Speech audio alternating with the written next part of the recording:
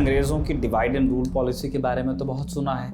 कैसे अंग्रेज़ों ने भारत को हिंदू मुसलमान के नाम पर बांट दिया। पाकिस्तान बनाने में भी उनकी इस पॉलिसी का बड़ा रोल था। पर क्या आप जानते हैं कि कश्मीर के मुद्दे पर ब्रिटेन ने भारत को बहुत बड़ा धोखा दिया था। आज हम इसी की बात करेंगे और साथ में जानेंगे कि क्यों ब्रिटेन चाहता था कि कश्मीर हिंदुस्तान का हिस्सा न बने। तो चलिए शुरू करते हैं। नमस्ते, मैं हूं निखिल और आप देख रहे हैं दी लंदन टॉक। हम सब ये तो जानते हैं कि भारत की आज़ादी से लेकर आज तक जम्मू कश्मीर का विवाद चला आ रहा है। हाल ही में सुप्रीम कोर्ट ने अनुच्छेद 370 पर फैसला भी सुना दिया। अनुच्छेद 370 की पूरी कहानी हमने तारीख के इस एपिसोड में कवर भी की है। उस एपिसोड का लिंक आपको डिस्क्रिप्शन में मिल जाएगा, आप क्लिक करके उसको देख सकते हैं। और जैसा हमने शुरू में बताया कि हम आज के वीडियो में ब्रिटेन के कश्मीर इंटरेस्ट की बात करने वाले हैं, तो आइए सबसे पहले इस पूरे किस्से के सारे किरदारों को जान लेते हैं। कौन कौन है? महाराजा हरि सिंह जम्मू कश्मीर के राजा थे। रामचंद्र काक जम्मू कश्मीर के प्राइम मिनिस्टर थे। अमेरिका, ब्रिटेन और उनके दो मोहरे माउंटबैटन और विलियम ब्राउन। आप जानते हैं कि माउंटबैटन भारत के अंतिम वाइसरॉय थे। रही बात विलियम ब्राउन की, तो उनके बारे में बता दें कि वो गिलगिट स्काउट्स के मिलिट्री कमांडर थे। किरदार आपने जान लिए, अब जानते हैं देश, काल और लोकेशन और साल भी। हमें से हर कोई जानता है कि जम्मू कश्मीर के एक तरफ पाकिस्तान है और दूसरी तरफ चीन है। अब अगर आप गौर से मैप को देखेंगे तो पाएंगे कि इसका उत्तर पश्चिमी छोर यानी गिलगिट बल्तिस्तान का इलाका अफगानिस्तान और आगे ताजिकिस्तान से भी जुड़ता है, यानी मध्य या सेंट्रल एशिया का जो रूट है वो वहाँ से होकर जाता है। इसीलिए तो जम्मू कश्मीर का नाम गेटवे टू सेंट्रल एशिया भी है। अब थोड़ा सा सेंट्रल एशिया के बारे में जानिए आप। इसमें कुल 5 देश आते हैं, सारे स्थान्स। ताजिकिस्तान, इसके बारे में बता चुके हैं, कजाकिस्तान, तुर्कमेनिस्तान, किर्गिस्तान और उज़्बेकिस्तान, CAR कहते हैं। सेंट्रल एशियन रिपब्लिक से भारत के संबंध बहुत पुराने हैं। हड़प्पा के समय से भारत सेंट्रल एशिया के साथ व्यापार करता आया है। तो सारे कॉन्टेक्स्ट, किरदार और लोकेशन के बाद अब शुरू करते हैं पूरा किस्सा।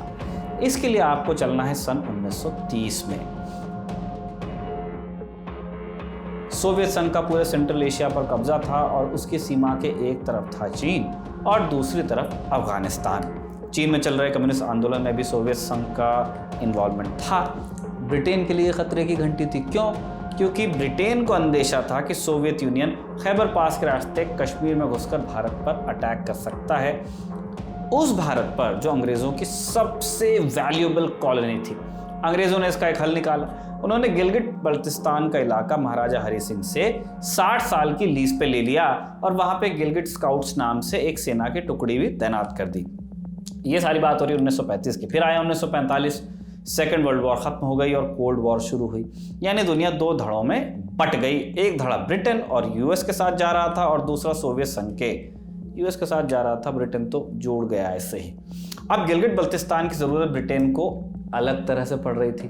भारत आज़ाद होने वाला था, इसके चलते ब्रिटेन का दखल यहाँ ख़त्म हो जाता। लेकिन सोवियत संघ के खिलाफ ब्रिटेन को गिलगित बाल्तिस्तान की ज़रूरत थी। ब्रिटेन को भारत की अपेक्षा पाकिस्तान कोल्ड वॉर में एक बेहतर दोस्त लग रहा था। देश की आज़ादी के 15 दिन पहले ही 1 अगस्त 1947 को अंग्रेज़ों ने ये 60 साल की लीज सिर्फ 12 साल में कैंसिल कर दी, महाराजा हरि सिंह के साथ जो है, और ये हिस्सा वापस राजा हरि सिंह के अधीन आ गया।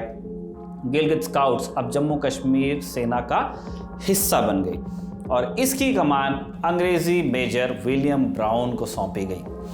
अब ब्रिटेन ये मानकर चल रहा था कि कश्मीर पाकिस्तान के साथ जाएगा। इसकी 2 बड़ी वजहें थे, जैसे रामचंद्र काक नेहरू की कश्मीर नीति से इत्तेफाक नहीं रखते थे, जो प्राइम मिनिस्टर थे। ये बात उनके 1956 में लिखे एक लेख जम्मू कश्मीर स्टेट 1946-47 से पता चलती है।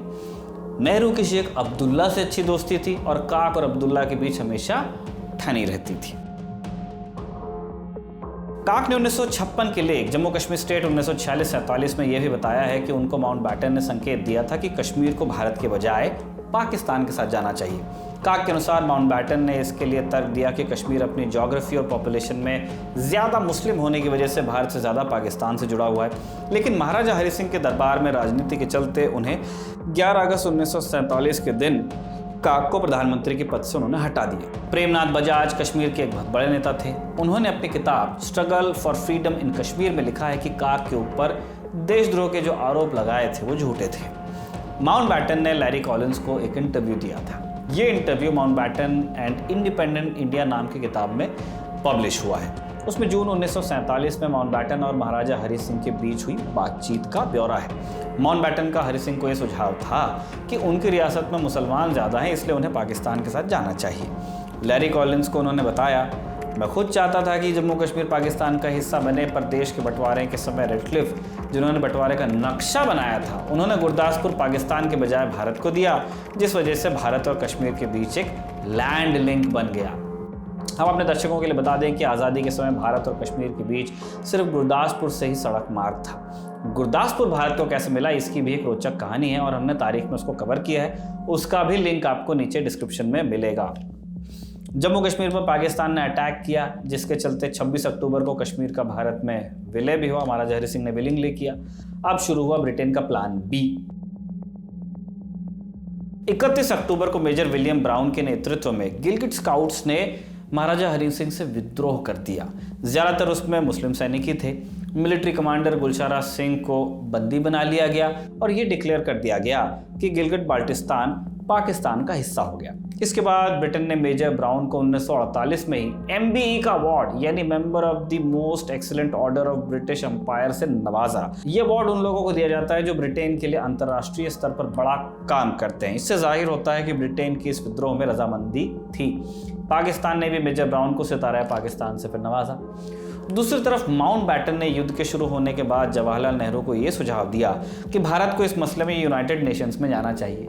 बिपिन चंद्रा अपनी किताब इंडिया सिंस इंडिपेंडेंस में लिखते हैं कि यूनाइटेड नेशंस जाने का फैसला नेहरू को आने वाले समय में बहुत दुख देने वाला था। भारत 1 जनवरी 1948 को सिक्योरिटी काउंसिल में पहुंचा। भारत को ये उम्मीद थी कि ब्रिटेन और अमेरिका जैसे ताकतवर देश सिक्योरिटी काउंसिल में भारत के साथ खड़े होंगे, क्योंकि हम पे किसी ने हमला किया था, हमने नहीं किसी पे किया था, और पाकिस्तान को इस तरह कश्मीर में घुसकर नरसंहार मचाने की सजा भी मिलेगी। पर इससे बिल्कुल उलट इन दोनों देशों ने पाकिस्तान का साथ देते हुए इस मुद्दे को कश्मीर की जगह भारत पाकिस्तान का डिस्प्यूट घोषित किया। नेहरू ने विजय लक्ष्मी पंडित को फरवरी 1948 में खत लिखकर अपना दुख जताया भी। उन्होंने लिखा कि मैं कल्पना भी नहीं कर सकता था कि सिक्योरिटी काउंसिल इतने तुच्छ और पक्षपातपूर्ण तरीके से कार्य कर सकता है।